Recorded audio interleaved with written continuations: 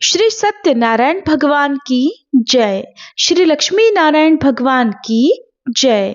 प्रिय श्रोताओं, कलयुग में जब मनुष्य चारों ओर से दुख, चिंता और असफलताओं से घिर जाता है, तब एक ही आश्रय उसे सच्चा सुख देता है, और वो है श्री सत्यनारायण भगवान की कृपा।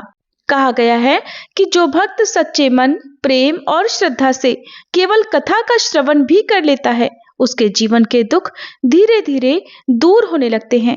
उसके घर में सुख समृद्धि का वास होता है, मन को शांति मिलती है और अधूरी मनोकामनाएं पूर्ण हो जाती हैं। तो आइए आज हम सब भी सत्य को साक्षी मानकर और पूर्ण श्रद्धा विश्वास के साथ इस पावन कथा का श्रवण करें, क्योंकि जहाँ सत्य का वास होता है वहीं नारायण स्वयं वास करते हैं। श्री सत्यनारायण कथा का उल्लेख स्कंद पुराण के रेवा खंड में मिलता है। पौराणिक कथा के अनुसार एक समय नैमिषारण्य तीर्थ में शौनक आदि 88,000 ऋषियों ने श्री सूत जी से कहा, हे प्रभु, इस कलयुग में वेद विद्या रहित मनुष्यों को प्रभु भक्ति किस प्रकार मिलेगी और उनका उद्धार कैसे होगा? हे मुनिश्रेष्ठ, कोई ऐसा तप कहिए जिससे थोड़े समय में पुण्य प्राप्त होवे और मनोवांछित फल मिले। ऐसी कथा को सुनने की हमारी इच्छा है। सर्वशास्त्र ज्ञाता श्री सूत जी बोले, हे वैष्णवों में पूज्य, आप सबने प्राणियों के हित की बात पूछी है। अब मैं उस श्रेष्ठ व्रत को आप लोगों से कहूँगा जिस व्रत को नारद जी ने श्री लक्ष्मी नारायण भगवान से पूछा था और लक्ष्मीपति ने मुनिश्रेष्ठ नारद जी से कहा था। सो ध्यान पूर्वक सुनो। एक समय योगीराज नारद जी दूसरों के हित की इच्छा से अनेक लोकों में घूमते हुए मृत्यु लोक में आ पहुंचे। यहाँ अनेक योनियों में जन्मे हुए प्रायः सभी मनुष्यों को अपने कर्मों के अनुसार अनेकों दुखों से पीड़ित देखकर सोचा कि किस यत्न के करने से निश्चय ही प्राणियों के दुखों का नाश हो सकेगा। ऐसा मन में सोचकर देवर्षि मुनि श्री विष्णु लोक को गए। वहाँ श्वेत वर्ण और 4 भुजाओं वाले देवों के ईश नारायण को देखकर, जिनके हाथों में शंख, चक्र, गदा और पद्म थे तथा वरमाला पहने हुए थे, स्तुति करने लगे। हे भगवान, आप अत्यंत शक्ति से संपन्न हैं। मन तथा वाणी भी आपको नहीं पा सकती। आपका आदि मध्य अंत भी नहीं है। आप निर्गुण स्वरूप, सृष्टि के आदिभूत और भक्तों के सभी दुखों को नष्ट करने वाले हो। आपको मेरा नमस्कार है। नारद जी से इस प्रकार की स्तुति सुनकर भगवान श्री विष्णु बोले, हे मुनिश्रेष्ठ, आपके मन में क्या है? आपका किस काम के लिए आगमन हुआ है? निसंकोच कहिए। तब नारद मुनि बोले, प्रभु, मृत्युलोक में सब मनुष्य जो अनेक योनियों में पैदा हुए हैं, अपने अपने कर्मों के द्वारा अनेक प्रकार के दुखों से दुखी हो रहे हैं। हे नाथ, यदि आप मुझ पर दया रखते हो तो बतलाइए कि उन मनुष्यों के सब दुख थोड़े से ही प्रयत्न से कैसे दूर हो सकते हैं। तब श्री विष्णु भगवान जी बोले, हे नारद, मनुष्यों की भलाई के लिए तुमने बहुत अच्छी बात पूछी है। जिस काम के करने से मनुष्य मोह से छूट जाता है, वह मैं कहता हूँ, सुनो। बहुत पुण्य देने वाला, स्वर्ग तथा मृत्युलोक दोनों में दुर्लभ एक अत्यंत उत्तम व्रत है। आज मैं प्रेमवश होकर तुमसे कहता हूँ, श्री सत्यनारायण भगवान का ये व्रत अच्छी तरह विधि पूर्वक करके मनुष्य धरती पर आयु पर्यंत सुख भोग कर मरने पर मोक्ष को प्राप्त होता है। श्री भगवान के वचन सुनकर नारद मुनि बोले, हे भगवान, उस व्रत का फल क्या है? क्या विधान है? और किसने ये व्रत किया है? और किस दिन यह व्रत करना चाहिए? विस्तार पूर्वक कहिए। भगवान विष्णु बोले, हे नारद, दुख, शोक आदि को दूर करने वाला, धन धान्य को बढ़ाने वाला, सौभाग्य तथा संतान को देने वाला यह व्रत सब स्थानों पर विजय करने वाला है। भक्ति और श्रद्धा के साथ किसी भी दिन मनुष्य श्री सत्यनारायण की प्रातःकाल के समय ब्राह्मणों और बंधुओं के साथ धर्मपरायण होकर पूजा करे। भक्ति भाव से नैवेद्य, केले का फल, शहद, घी, दूध और गेहूं का आटा सवाया लेवे। गेहूं के अभाव में साठी का चूर्ण भी ले सकते हैं और सब पदार्थों को भगवान को अर्पण कर देवे तथा बंधुओं सहित ब्राह्मणों को भोजन करावे। पश्चात स्वयं भोजन करे। रात्रि में नृत्य, गीत आदि का आयोजन कर सत्यनारायण भगवान का ध्यान करते हुए समय बिताए।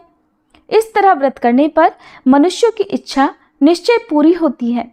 विशेष रूप से कलिकाल में भूमि पर यही मोक्ष का सरल उपाय है। प्रेम से बोलिए श्री सत्यनारायण भगवान की जय। श्री सत्यनारायण व्रत कथा का प्रथम अध्याय संपूर्ण। दूसरा अध्याय। श्री सूत जी बोले, हे ऋषियों, जिसने पहले समय में इस व्रत को किया है उसका इतिहास कहता हूँ, ध्यान पूर्वक सुनो। सुंदर काशीपुरी नगरी में एक अत्यंत निर्धन ब्राह्मण रहता था।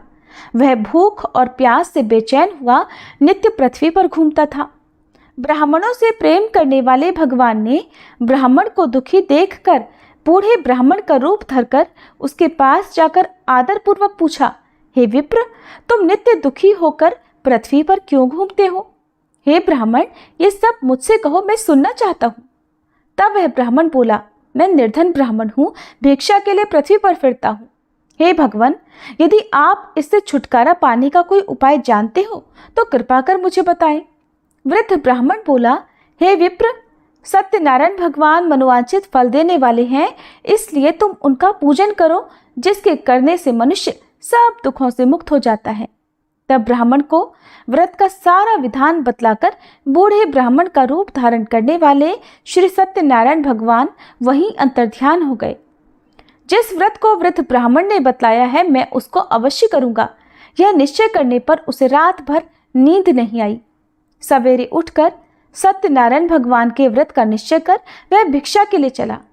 उस दिन उसको भिक्षा में बहुत सारा धन मिला, जिससे बंधु बांधवों के साथ उसने सत्यनारायण भगवान का व्रत किया।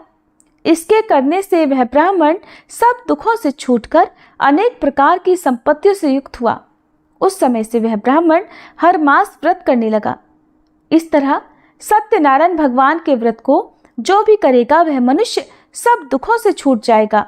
इस तरह नारद जी से सत्यनारायण भगवान का कहा हुआ यह व्रत मैंने तुमसे कहा। हे विप्रो, मैं अब और क्या कहूँ? तब ऋषिगण बोले, हे मुनीश्वर, संसार में इस ब्राह्मण से सुनकर किस किसने इस व्रत को किया, हम वह सब भी सुनना चाहते हैं। इसके लिए हमारे मन में अत्यंत जिज्ञासा हो रही है। सूत जी बोले, हे मुनियों, जिसने इस व्रत को किया है वह सब भी सुनो।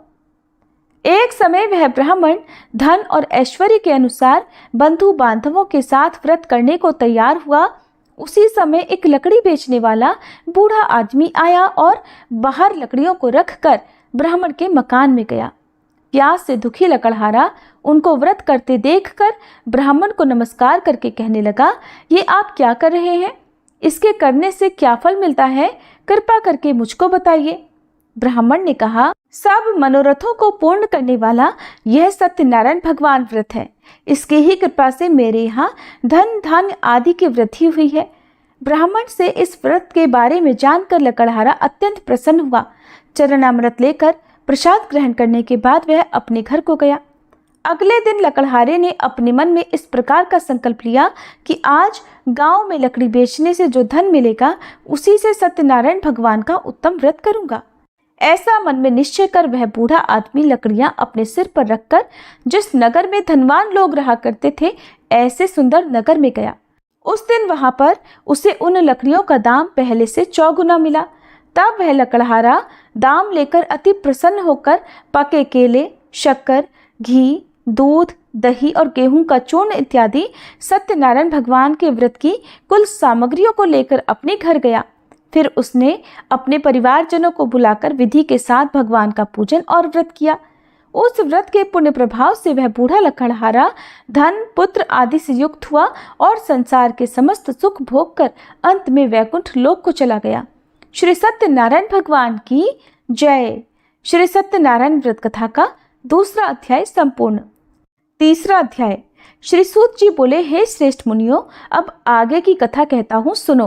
पहले समय में उल्कामुख नाम का एक बुद्धिमान राजा रहा करता था।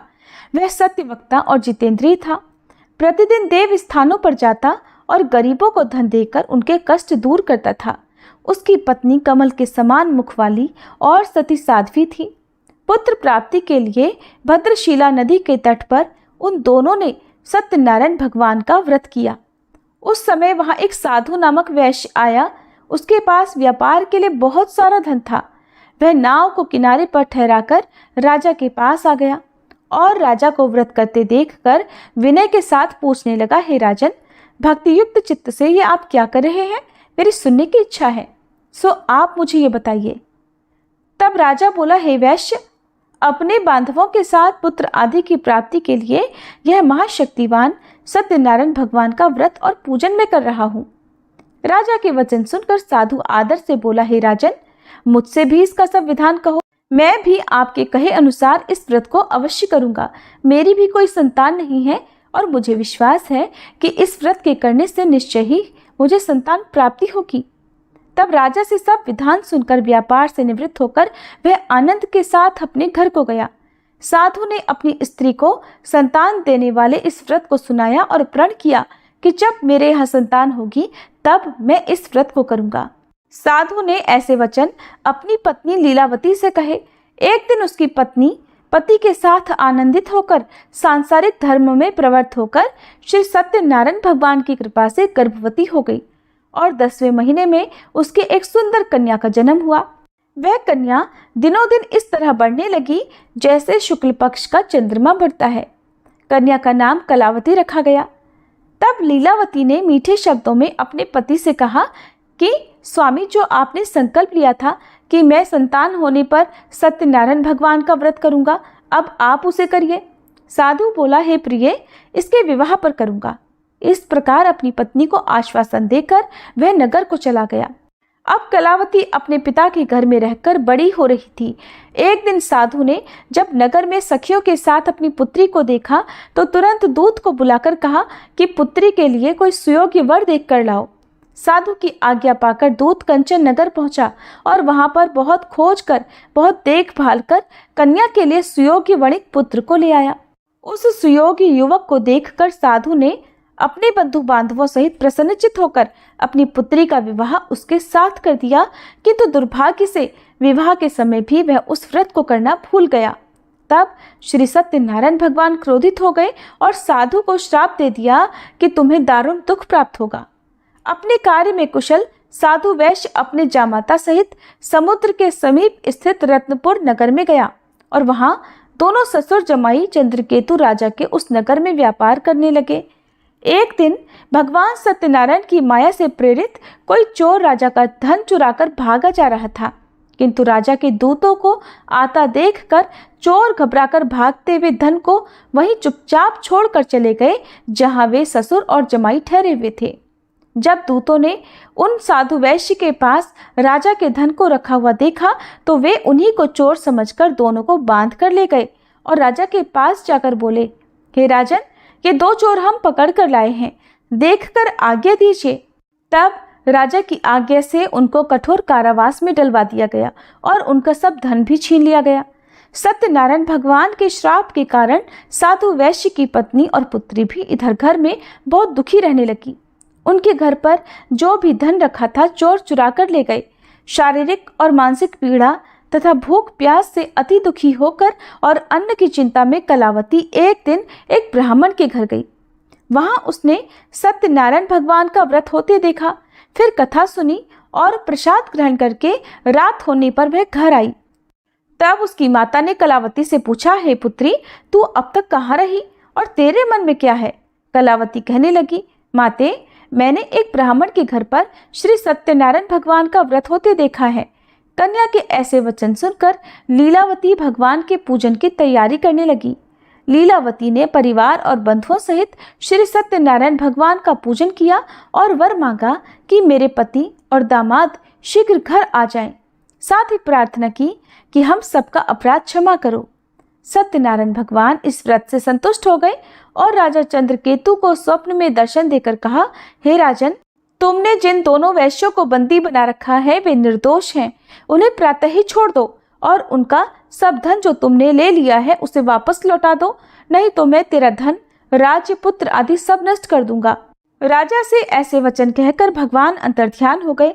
प्रातःकाल राजा चंद्रकेतु ने सभा में अपना स्वप्न सुनाया, फिर दोनों वणिक पुत्रों को कैद से मुक्त कर सभा में बुलाया।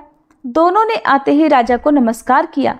राजा मीठे वचनों से बोला, हे महानुभावों, तुम्हें दैववश ऐसा कठिन दुख प्राप्त हुआ है, अब तुम्हें कोई भय नहीं।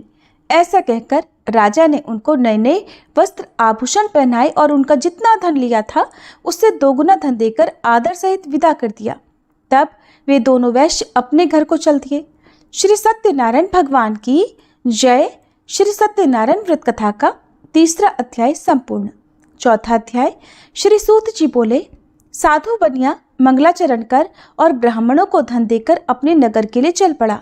साधु के कुछ दूर जाने पर इधर भगवान सत्यनारायण की उसकी सत्यता की परीक्षा लेने के विषय में जिज्ञासा हुई। तब वे एक दंडी का वेश बनाकर उस बनिए के सामने गए और पूछा, साधो तुम्हारी नाव में क्या भरा है? तब धन के मद में चूर दोनों महाजनों ने अवहेलना पूर्वक हंसते हुए कहा, दंडी सन्यासी क्यों पूछ रहे हो? क्या कुछ मुद्रा लेने की इच्छा है? हमारी नाव में तो लता और पत्ते आदि भरे हैं। उनकी ऐसी निष्ठुर वाणी सुनकर दंडी वेशधारी भगवान बोले, तुम्हारी बात सच हो जाए। ऐसा कहकर दंडी सन्यासी को रूप धारण किए हुए भगवान कुछ दूर जाकर समुद्र के समीप बैठ गए। इधर दंडी के चले जाने पर नित्य क्रिया करने के बाद उतराई हुई यानी जल में ऊपर की ओर उठी हुई नौका को देखकर साधु अत्यंत आश्चर्य में पड़ गया और नाव में लता और पत्ते आदि देखकर मूर्छित होकर पृथ्वी पर गिर पड़ा। होश आने पर वणिकपुत्र चिंतित हो गया। तब उसके दामाद ने इस प्रकार कहा कि पिताजी आप शोक क्यों करते हैं? दंडी ने श्राप दे दिया है। इस स्थिति में वे ही चाहें तो सब कुछ कर सकते हैं, इसमें संशय नहीं। अतः उन्हीं की शरण में हमको चलना चाहिए और वहीं मन की इच्छा पूर्ण होगी। दामाद की बात सुनकर वह साधु बनिया उनके पास गया और वहां दंडी को देखकर उसने भक्ति पूर्वक उन्हें प्रणाम किया तथा आदर पूर्वक कहने लगा कि आपके सम्मुख मैंने जो कुछ कहा है, असत्य भाषण रूप अपराध किया है, आप कृपया मेरे उस अपराध को क्षमा कर दीजिए। ऐसा कहकर बार बार प्रणाम करके वह महान शोक से व्याकुल हो गया। दंडी ने उस बनिए को रोते हुए देखकर कहा, हे मूर्ख, रो मत, मेरी बात सुनो। मेरी पूजा से उदासीन होने के कारण तथा मेरी आज्ञा से ही तुमने बार बार दुख प्राप्त किया है। भगवान की ऐसी वाणी सुनकर वह उनकी स्तुति करने लगा। साधु ने कहा, हे प्रभु, ये आश्चर्य की बात है कि आपकी माया से मोहित होने के कारण ब्रह्मादि देवता भी आपके गुणों और रूपों को यथावत रूप से नहीं जान पाते। फिर मैं मूर्ख आपकी माया से मोहित होने के कारण भला कैसे जान सकता हूँ? प्रभु, आप मुझ पर कृपा कीजिए और मुझ पर प्रसन्न होइए। मैं अपनी धन संपत्ति के अनुसार आपकी पूजा करूंगा। मैं आपकी शरण में हूँ। मेरा जो नौका में स्थित पूरा धन था उसकी और मेरी रक्षा करें। उस बनिए की भक्ति युक्त वाणी सुनकर भगवान जनार्दन संतुष्ट हो गए। भगवान जनार्दन उसे अभीष्ट वर प्रदान कर वहीं अंतर ध्यान हो गए।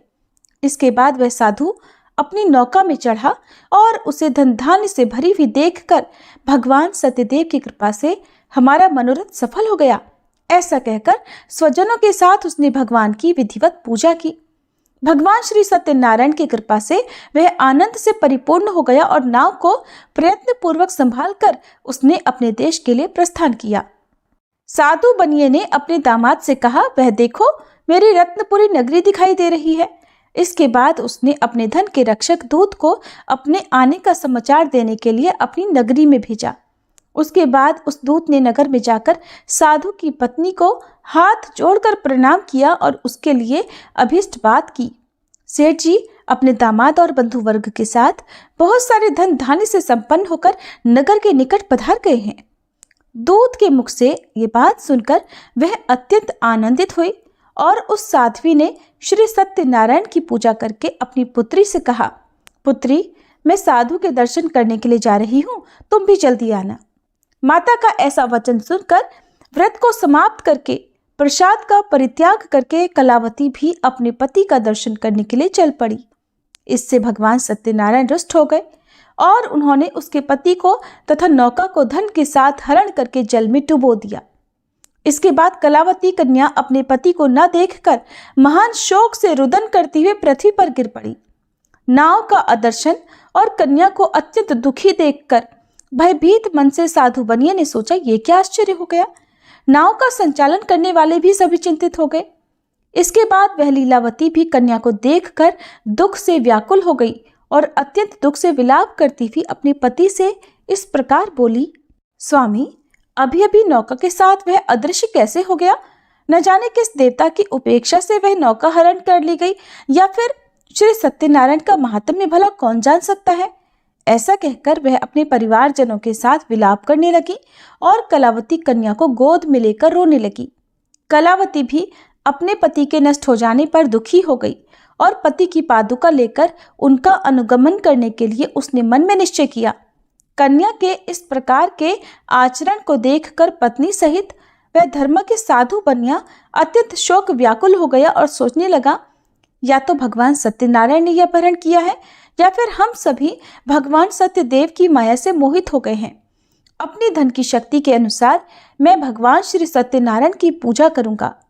तब सभी को बुलाकर इस प्रकार कहकर उसने अपने मन की इच्छा प्रकट की और बारंबार भगवान सत्यदेव को दंडवत प्रणाम किया। इससे दीनों के परिपालक भगवान सत्यदेव प्रसन्न हो गए। भक्त वत्सल भगवान ने कृपा पूर्वक आकाशवाणी की कि तुम्हारी कन्या प्रसाद छोड़कर अपने पति को देखने चली आई है। निश्चय ही इस कारण उसका पति अदृश्य हो गया है। यदि घर जाकर यह प्रसाद ग्रहण करके वापस आए तो हे साधु बनिया, तुम्हारी पुत्री पति को प्राप्त करेगी, इसमें संशय नहीं। कलावती ने भी यह दिव्य आकाशवाणी सुनी तो वह शीघ्र ही अपने घर गई और उसने प्रसाद ग्रहण किया। वापस आकर उसने अपने परिवारजनों और अपने पति को भी देखा। तब कलावती कन्या ने अपने पिता से कहा कि पिताजी, अब तो घर चलिए, देरी क्यों कर रहे हैं।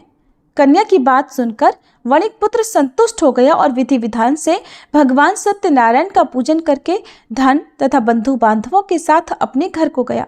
इसके बाद पूर्णिमा और संक्रांति पर्वों पर भगवान सत्यनारायण का पूजन करते हुए इस लोक में सुख भोग कर अंत में वह सत्यपुर वैकुंठ लोक को चला गया। प्रेम से बोलिए श्री सत्यनारायण भगवान की जय। श्री सत्यनारायण भगवान व्रत कथा का चौथा अध्याय संपूर्ण।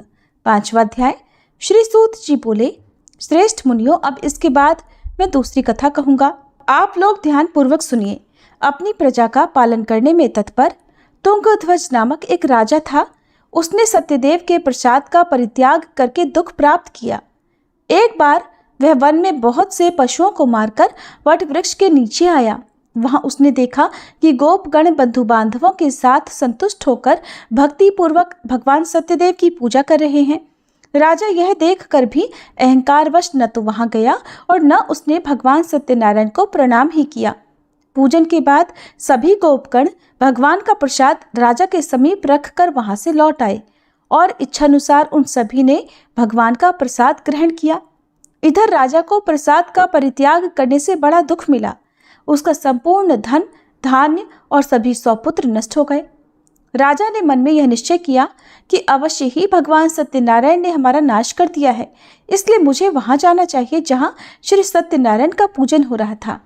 ऐसा मन में निश्चय करके वह राजा गोपगणों के समीप गया और उसने गोपगणों के साथ भक्ति श्रद्धा से युक्त होकर विधि पूर्वक भगवान सत्यदेव की पूजा की। भगवान सत्यदेव की कृपा से वह पुनः धन और पुत्रों से संपन्न हो गया तथा इस लोक में सभी सुखों का उपभोग कर अंत में सत्यपुर वैकुंठ लोक को प्राप्त हुआ।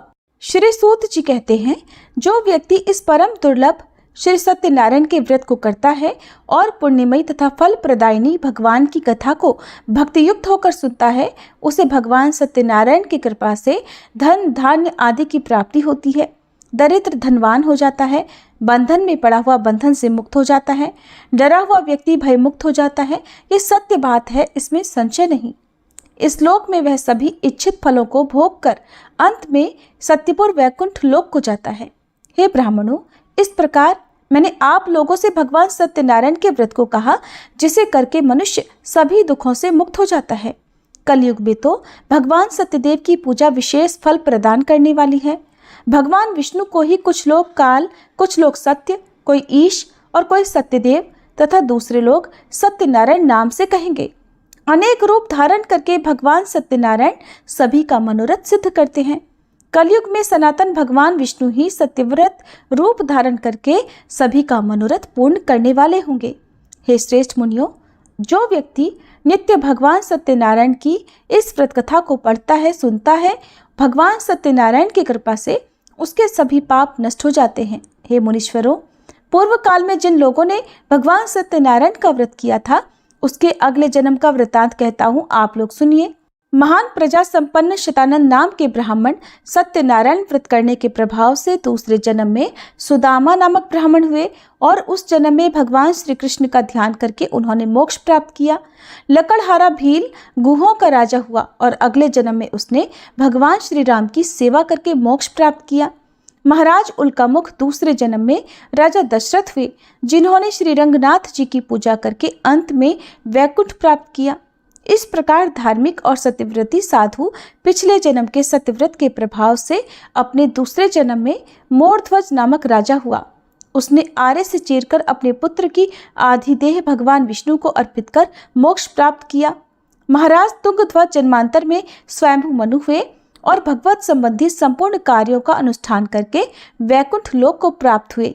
जो गोपगण थे वे सब जन्मांतर में ब्रजमंडल में निवास करने वाले गोप हुए और सभी राक्षसों का संहार करके उन्होंने भी भगवान का शाश्वत धाम गोलोक प्राप्त किया।